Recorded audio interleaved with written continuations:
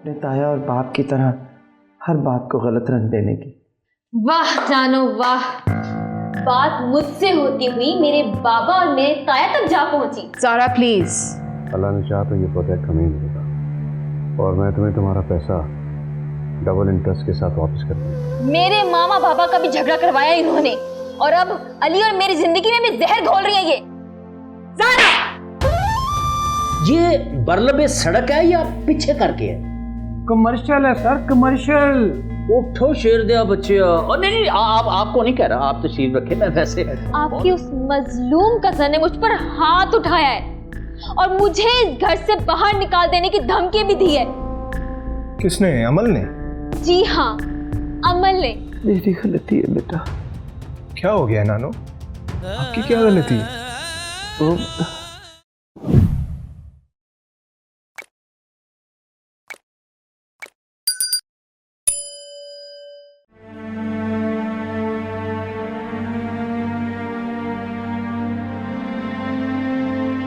दादू, ये ज़ारा को क्या हो गया? वो इतने गुस्से में क्यों है? कुछ नहीं, तो पता तो है क्यों जो मुंह में आए बोलती चली जाती है। छोड़ो उसे। तो मुझे ये बताओ, तुमने दवाई ली?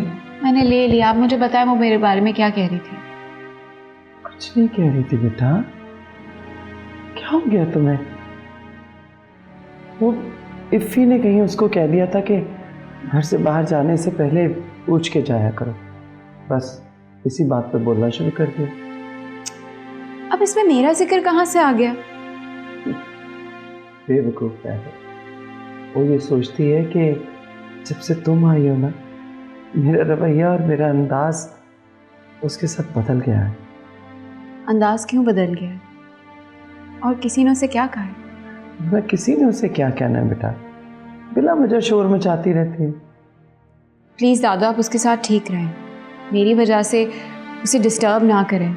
जो वो करना चाहती है करने दें, उसकी ज़िंदगी में दखल ना दें। भला कौन दखल दे रहा है उसकी ज़िंदगी में? उसकी तो आदत है अपने ताया और बाप की तरह हर बात को गलत रंग देने की।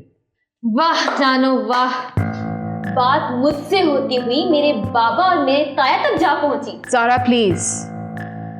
अमल, तुम मेरे मामला में मत आओ। लेकिन तुम दादू से इस तरीके से बात नहीं कर सकती हो। तुम्हें इनका सगा बनने की जरूरत नहीं है। अभी तुम्हें इनकी हकीकत मालूम ही कहाँ है। वो तुमसे कितनी बड़ी है, उनके रुतबे का तो एहसास कर लो। सारे एहसास हम ही करें। और ये क्या करती तुम्हें पता है? दूसरों के घरों में झगड़े करवाती हैं। पहले तुम्हारे बाबा और मामा का झगड़ा करवाया। इन्हीं के शय पर मामू ने दूसरी शादी की थी, तुम्हें पता है?